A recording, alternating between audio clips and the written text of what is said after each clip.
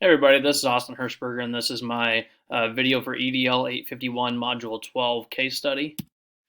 Section 1 summarizes the case. I'm the principal of a school and I'm nearing the deadline to submit teacher evaluations. Facts of the case: I have hired a good group of teachers. However, I'm concerned about one teacher, Mrs. Stevens. After several visits to her class, it's obvious that she is having a difficult time. Students are not engaged in learning. They seem to be disinterested in the class and appear out of control. I hold a post-observation conference with Mrs. Stevens and explain my concerns. She becomes very defensive and hostile during the meeting and not open to suggestions, not very coachable. She claims that students shut down when I'm in the room and that research would not show that student involvement leads to academic achievement. I decided to do one more observation before submitting the evaluation. The second visit, there's not much that's changed. There's no improvement to her teaching performance or student engagement, and the same issues occurred.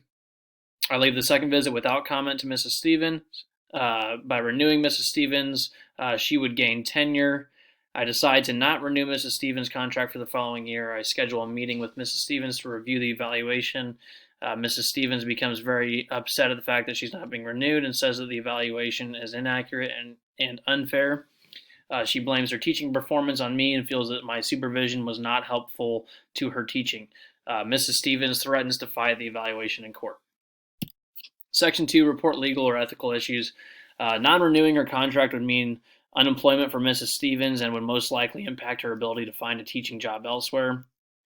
One of the biggest questions for me is that did the principal do a sufficient job of coaching Mrs. Stevens and providing actionable feedback to improve her teaching throughout the school year, or did I wait until the last two evaluations were those the only times that I observed her, or did I do more than that? We don't really know. In Kansas, teachers cannot gain tenure, and there is no law that would prevent Mrs. Stevens from being dismissed. She would not have a fight in court on that part. Section 3, synthesize what has happened in a single sentence. A teacher who has been non-renewed due to a poor evaluation performance and inability to foster student learning blames her lack of effectiveness on the quality of supervision by her principal. Section 4, synthesize the facts. People in this case, myself, the principal, like I said, I'm submitting teacher evaluations. My opinion of Mrs. Stevens is that she's ineffective. Then there's Mrs. Stevens. She's potentially non-renewed. She believes she's a better teacher than indicated, and she blames the supervision of the principal. And then there's the students in this case. They are off task, as we know. They're unengaged and disinterested in the class.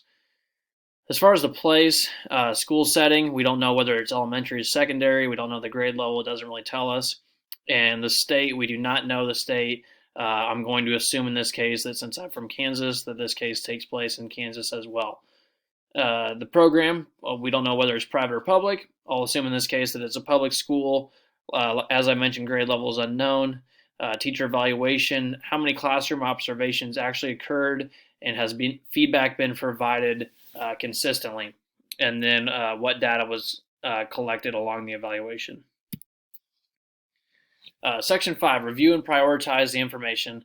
This conflict could be damaging to all stakeholders. First of all, Mrs. Stevens could be facing unemployment and or the end of her teaching career. Renewing an ineffective teacher could be damaging to the success of the school and can have negative impacts on student success. And then Mrs. Stevens' negative perception could be damaging to the community and other teachers. Parents, students, Mrs. Stevens, and myself have stake in the decision. My credibility as a school leader could also be at stake based on the decision. Students have not yet been consulted. What do the students' test scores show? Student perception data during this case would be helpful to know what their opinion is of Mrs. Stevens. Did I do a thorough job of providing actionable feedback to Mrs. Stevens throughout the evaluation? If she's non-renewed, what support and professional learning can be provided to Stevens to help her improve as a teacher? And I feel a decision could be made with the information that I have. However, a more equitable solution could be made with some more information. Section 6, identify your options and possible consequences. I think I've got three options in this case. Option number 1 is do nothing. In this option, I would continue with my recommendation and non-renew Mrs. Stevens. Option 2 is to back down. This option would mean reversing my recommendation and renewing her contract for another year and just letting her have her way. And then my third option is a provisional contract. I would renew Mrs. Stevens' contract under the agreement that she participates in a mentoring program. We identify professional learning opportunities, classroom management strategies, and conduct quarterly evaluations. Section 7, evaluate your options. The first option, doing nothing. The pros of this: Mrs. Stevens' lack of improvement does not affect the school, or at least directly, or into next year. It opens the door to replace her with a high quality teacher, somebody who I can seek out myself, and somebody who I can ensure is effective. The cons of this option: there's possibility of a lawsuit, even though we know she wouldn't really have much fight in court. Teacher turnover and time spent to find a replacement, not a huge deal. Again, I can find somebody I know is an effective teacher, but it would take time. No data considered on the evaluation. Mrs. Stevens' career in teaching could be over. Second option, to back down. The pros of this: we avoid a potential lawsuit. Mrs. Stevens can continue her career in education. I don't see a whole lot of pros other than those in this option. The cons of this option: an ineffective teacher would continue educating students. Obviously, student growth would suffer because of that. Other teachers may question the integrity of evaluations, and I may be stuck with Mrs. Stevens. In this case, if she gains tenure, we know in Kansas that she would not gain that tenure, but we're going to assume, because the case states that she would, that we would be stuck with her. The third option, the provisional contract. Pros of this: Mrs. Stevens' instruction and management will improve. This would support Mrs. Stevens as a teacher. It fosters leadership in another teacher, assuming a mentoring program, and the evaluation system is adjusted to promote improvement for all teachers. The cons of this option: if her teaching does not improve, student learning may suffer, and it may be a little bit of a waste of time if she doesn't improve. And then Mrs. Stevens' attitude toward feedback may create a negative school culture if she doesn't improve in that area. Section 8, choose the best option. Based on the options that I've identified, I think the best solution to this problem is to renew Mrs. Stevens under a provisional contract. This option would include Mrs. Stevens agreeing to participate in a mentoring program with a highly effective teacher in the building. The plan would also implement an evaluation system that includes formative assessments each quarter and a summative assessment. Actionable feedback would be provided by myself and the mentoring teacher to support Mrs. Stevens in her improvement as a teacher. Student learning and classroom management will be closely monitored throughout the evaluation. A provisional contract for Mrs. Stevens would most clearly communicate support for teachers, would promote a collaborative staff, and would foster a culture of continuous improvement. Section 9, imagine implementing your decision. The first step in my process will be to discuss the opportunity with Mrs. Stevens, help her realize the opportunity to save her career. If she does not take this, her career in education could be over.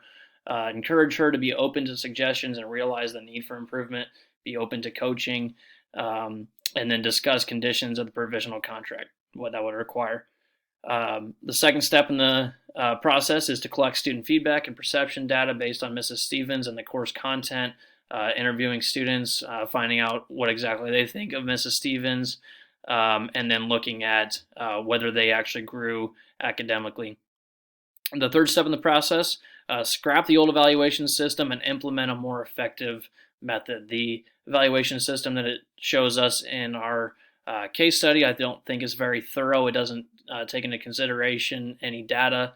An effective evaluation system will include pre-evaluation teacher reflection, ongoing feedback to teachers, consistent observations, both formal and informal, and data-driven decisions based on student learning. Teachers will set professional learning goals at the beginning of the year designed to improve their instruction, and classroom goals which can be monitored through data analysis.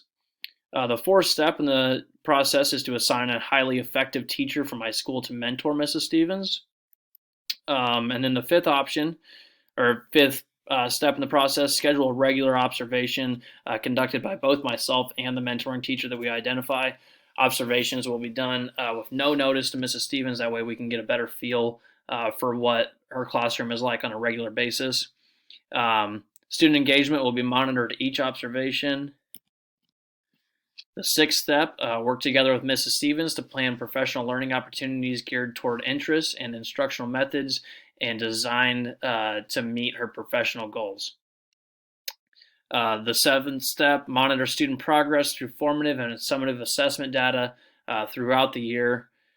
The next step would be to coach Mrs. Stevens by providing actionable feedback on her instructional methods and classroom management skills. Part of the coaching will include Mrs. Stevens or will include allowing Mrs. Stevens to observe her mentoring teacher's classroom to see effective teaching firsthand. I think that this is a really important step in the process so that she can see what it should look like and then be able to compare her teaching to her mentor's teaching. And then the last step is obviously to reassess Mrs. Stevens at the end of the year, her development and effectiveness through the summative portion of the evaluation. Possible outcomes: if Mrs. Stevens does not respond well to coaching and shows no improvement, her contract will be terminated at the end of the following year, which would be sort of a waste of time. Hopefully, Mrs. Stevens shows progress and student growth is observed. She will be renewed another year and under the same provisions, and we would do this whole process one more time before moving her to a regular evaluation. All right, thank you for watching my video.